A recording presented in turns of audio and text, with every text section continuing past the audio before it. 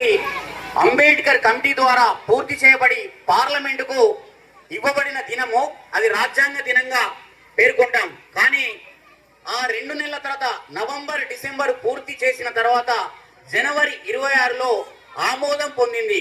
1949 జనవరి 26న గణతంత్ర దినోత్సవం అంటే పూర్తి స్వేచ్ఛ వచ్చింది మన ప్రజలందరికీ. మనందరికీ స్వేచ్ఛ, సమానత్వం, సోదర భావం. అంటే ఒకప్పుడు ఈ దేశంలో అణగారిన వర్గాలకి చదువు లేదు, భూమి లేదు, రాజ్యాధికారం లేదు. అట్లా కొన్ని కులీన వర్గాల చేతుల్లో అంటే పెత్తందారులు, భూస్వాములు, జమీందారీ వ్యవస్థలో ఉన్నటువంటి ఈ దేశంలో ఒకప్పుడు బ్రిటిషు పాలన, బ్రిటిష్ సంఖ్యల నుంచి ఈ దేశానికి భూమికి మాత్రం సార్వభౌమ అధికారం అనేది ఆగస్టు 15కు వచ్చింది. అంటే ఆగస్టు 15 ఏంది అది 15 ఆగస్టు అనేది భూమికి స్వాతంత్రం, ఈ దేశం యొక్క భూమికి స్వాతంత్రం, ఈ దేశానికి స్వాతంత్రం. కానీ జనవరి 26లో ఈ దేశంలో ఉన్న ప్రజలందరికీ స్వాతంత్రం వచ్చింది. ఈ దేశంలో ఉన్న పశువులను లెక్కించడం, ఈ దేశంలో ఉన్న ప్రతి వర్గాల్ని లెక్కించడం, అంటే సంవిధాన్ సమ్మాన్ అనేది అందరినీ గౌరవించింది. కాబట్టి ఈ రాజ్యాంగాన్ని మనమందరం తెలుసుకోవాల్సినటువంటి అంశంలో ముఖ్యంగా 3 ప్రధానమైనవి. అందులో స్వేచ్ఛ, సమానత్వం, సౌభ్రాతృత్వం, న్యాయం. ఇవి రాజ్యాంగ పీఠిక ప్రియాంబుల్లో ముందు భాగంలో ఉంటాయి. అందుకే కొన్ని రాజకీయ పార్టీలు అప్పుడప్పుడు వీటిని తీసేస్తాం, తొలగిస్తాం అని అంటూ ఉంటాయి. అందుకే ఈ దేశ బీసీ, ఎస్సీ, ఎస్టీ ప్రజలతో పాటు అగ్రకుల పేదలు కూడా దీని మీద పోరాటం చేస్తారు. ఎందుకంటే స్వేచ్ఛ అనే హక్కు పోతే మా జీవితాలకు మనుగడ ఉండదు, సమానత్వం అనే ఒక హక్కు పోతే మా జీవితాలకు మనుగడ ఉండదు, సౌభ్రాతృత్వం, సోదరభావం అనేది లేకపోతే ఈ దేశ ప్రజలందరూ ఐక్యంగా ఉండరు, న్యాయమే లేకపోతే ఈ దేశంలో వల్లకాడవుతుంది. కాబట్టి దేశంలో ప్రధానంగా స్వేచ్ఛ, సమానత్వం అనేటువంటిది దేశ పౌరులందరికీ రాజ్యాంగం పూర్తి స్వేచ్ఛనిచ్చింది. దేశ ప్రజలందరికీ పూర్తి సమానత్వాన్ని ఇచ్చింది రాజ్యాంగం. ఈ దేశ ప్రజలందరికీ పూర్తి సోదరభావాన్ని కల్పించింది. అంటే స్వేచ్ఛ ఏ రకమైన స్వేచ్ఛ తర్వాత ఆర్టికల్స్ లో చెప్పినట్టు చెబుతాను. కానీ ముఖ్యంగా ఏ రకమైన స్వేచ్ఛ అంటే ఆలోచనలో స్వేచ్ఛ. ప్రతి వ్యక్తి ఆలోచనను గౌరవించాలా.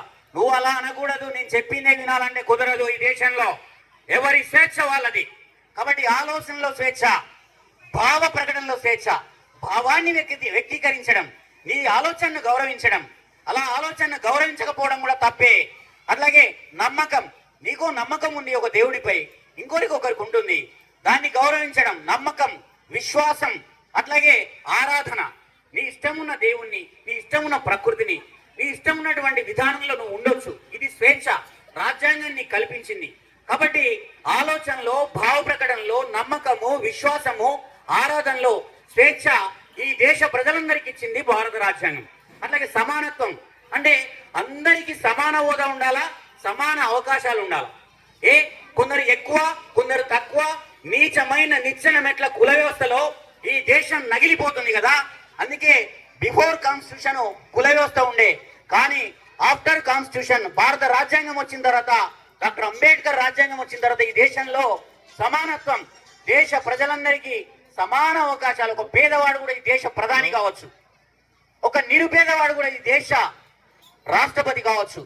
అట్లా దేశం రాజ్యాంగం సమాన హోదా, సమాన అవకాశాలు ఈ సమానత్వం ద్వారా వచ్చినాయి. అట్లాగే సౌభ్రాతృత్వం అంటే వ్యక్తి గౌరవం, జాతి ఐక్యత, సమగ్రతను కాపాడడం, ఇంటిగ్రిటీ. అంటే దేశం యొక్క జాతీయవాదాన్ని, దేశభక్తిని మనం కాపాడుకోవాల్సినటువంటి అవసరం ఉంది.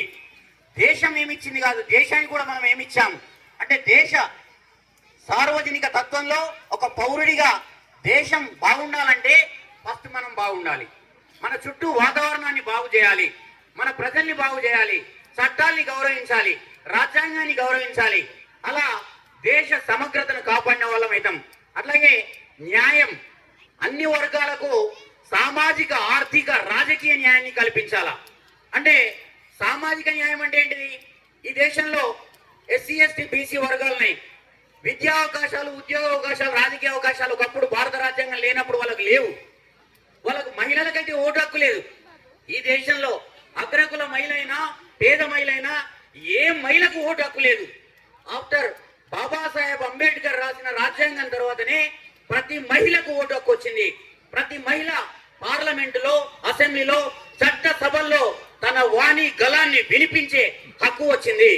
అట్లా ఈ వివిధ వర్గాలకు సామాజిక న్యాయం చేయడం కోసం విద్యా అవకాశాలు, ఉద్యోగ అవకాశాలు, వెనుకబడ్డ తరగతులకు రిజర్వేషన్ల రూపంలో ఇవ్వాలని రాజ్యాంగం చెబుతుంది. ఇంకోటి ఆర్థిక న్యాయం. ఆర్థిక న్యాయం అంటే ఏంటిది? అంటే న్యాయమైన సంపాదన. నువ్వు న్యాయంగా లీగల్ ఎంతైనా సంపాదించుకో, తప్పులేదు. కానీ ఇల్లీగల్ గా, అక్రమంగా సంపాదించకూడదు. కాబట్టి న్యాయంగా నువ్వు ఎంతైనా సంపాదించని రాజ్యాంగం చెప్తుంది. ఇంకోటి ఏంటంటే రాజకీయం. అంటే రాజకీయం అంటే అందరికీ రాజకీయ అవకాశం ఇవ్వాలా. నేను పలానా కులం వాణ్ణి కాబట్టి నేను ఈ రాజకీయం చేస్తాంటే కుదరదు. ఈ దేశంలో ప్రతి వర్గము ఏ తారతమ్యం లేకుండా, మహిళ కావచ్చు, పురుషుడు కావచ్చు, ప్రతి ఒక్కరూ ఈ యొక్క రాజకీయాలు చేసే అవకాశాన్ని మనకు భారత రాజ్యాంగం ఇచ్చింది. అందులో భాగంగానే ఈ యొక్క ముఖ్యంగా 6 ఆర్టికల్స్ ఈ దేశంలో భారత రాజ్యాంగంలో మనకు ముఖ్యమైన ప్రతి ఒక్కరికి కావాల్సిన ఆర్టికల్స్ 6 ఉంటాయి.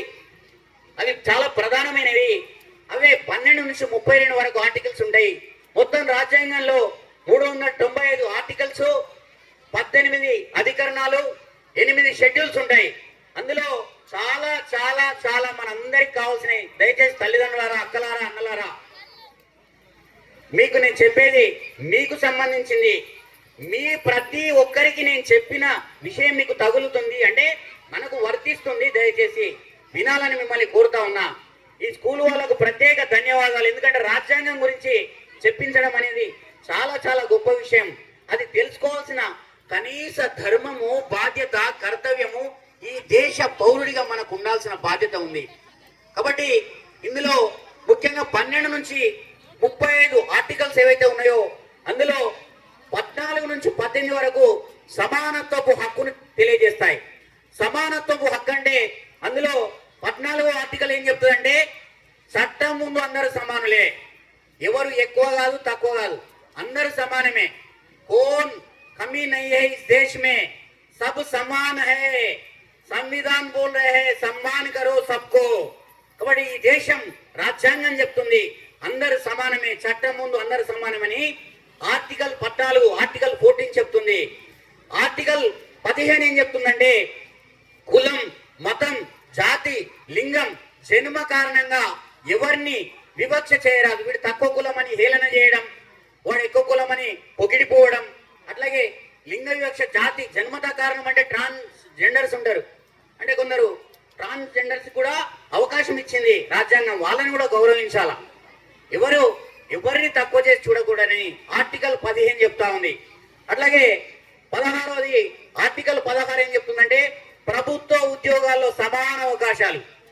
అన్ని కులాలకు, అన్ని వర్గాలకు, అన్ని వర్గాల ప్రజలకి ఉద్యోగ అవకాశాలు సమానంగా ఉండాలి. ఈయన తక్కువ కులం కాబట్టి ఈయన అటెండర్ పని చేయాలా, ఆయన ఎక్కువ కులం కాబట్టి కలెక్టర్ కావాలని లేదు. ఒక చాకలి, బట్టలు ఉతికే చాకలైనా కూడా కలెక్టర్ని చేసింది భారత రాజ్యాంగం. గుర్తుపెట్టుకోండి, కలెక్టర్ని చేసింది భారత రాజ్యాంగం. తర్వాతనే వాళ్ళు కలెక్టర్లు అయ్యారు.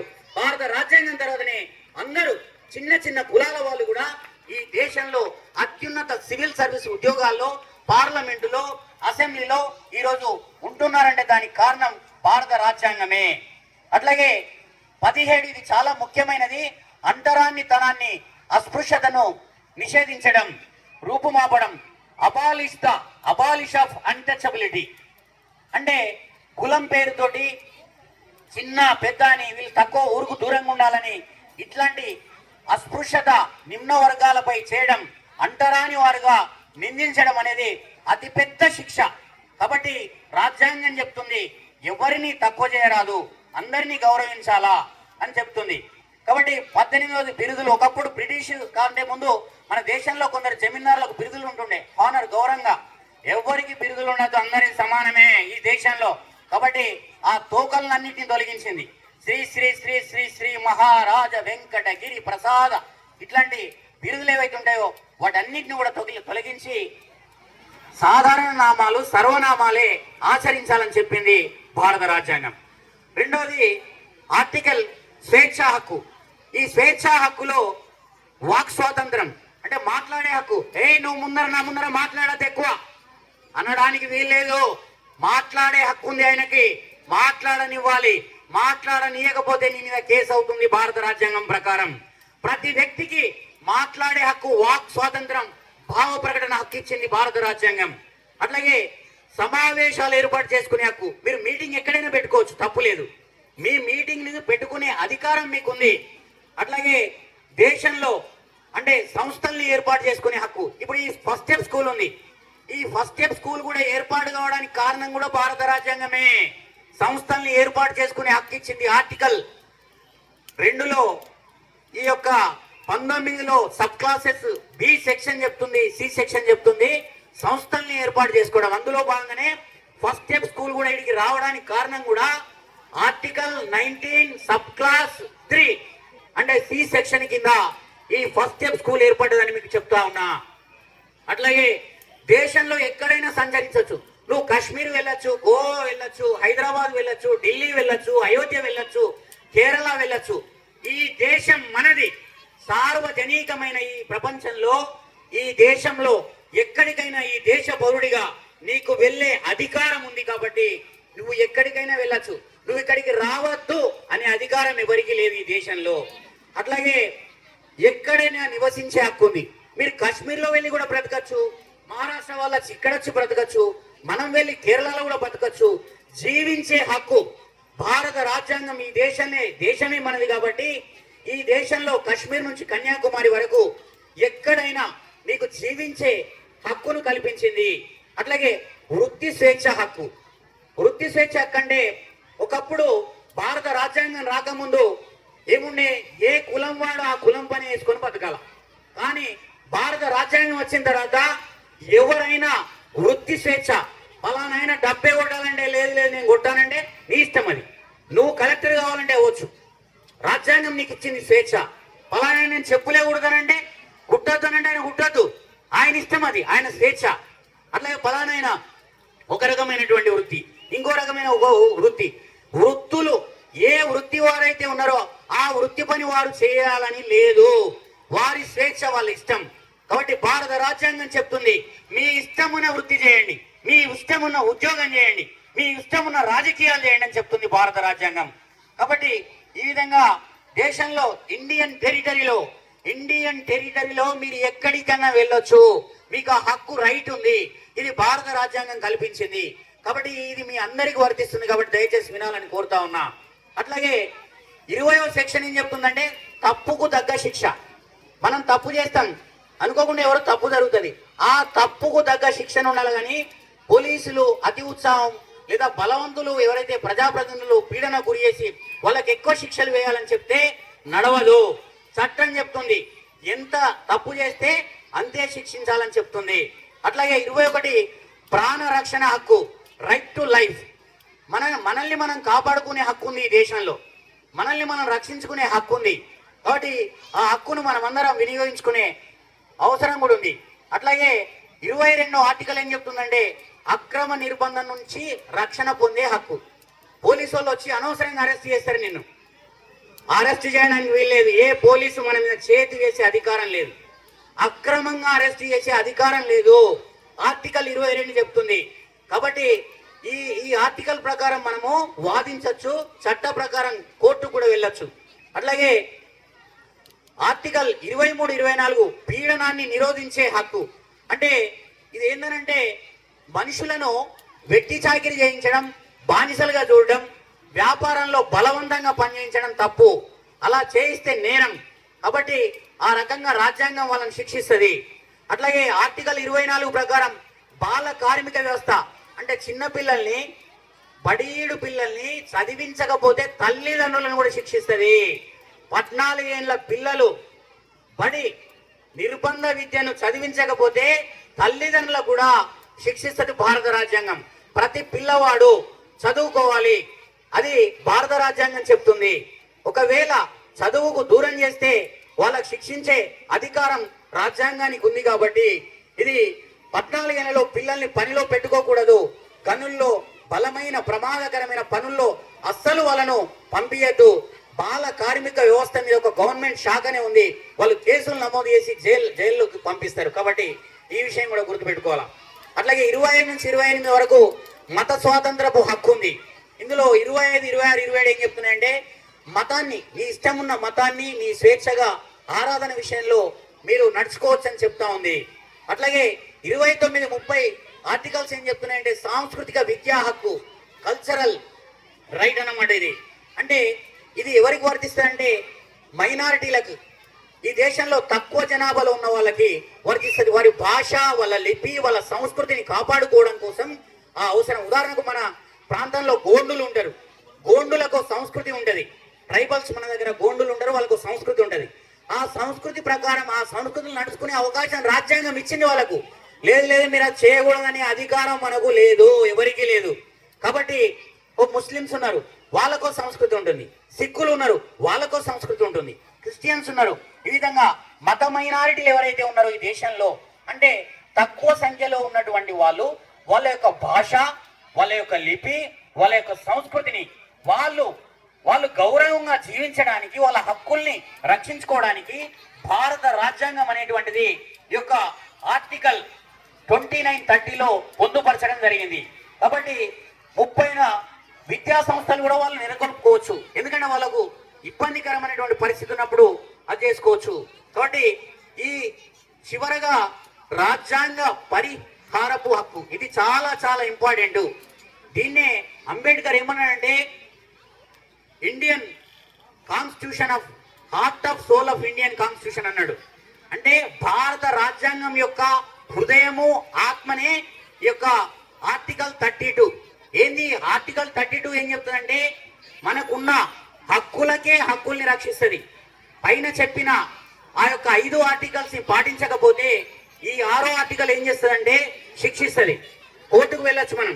సమానత్వంగా చూడకపోతే అప్పుడు ఇది ఏం చేస్తుంది, రాజ్యాంగ పరిహారపు హక్కు ఎంట్రీ అవుతుంది. ఆ ఎంట్రీ అయి ఏం చేస్తుందంటే వాళ్ళ మీద యాక్షన్ తీసుకుంటుంది. ఉదాహరణ, మీరు అనేక చట్టాలు ఇప్పుడు వస్తున్నాయి. హెర్పియస్ కార్పస్ అని ఒకటి రిట్ చేస్తుంది. అది మీకు ఐడియా ఉంటుంది, సినిమాలలో ఎక్కువ వస్తున్నాయి. మ్యాండమస్ చట్టం అని, హెబియస్ కార్పస్ అని. మీరు జైభీమ్ సినిమా చూస్తుంటారు, ఇంకోటి చూస్తుంటారు. వాటిలో ఈ చట్టాలు వస్తున్నాయి ఈ మధ్యన ఎక్కువ.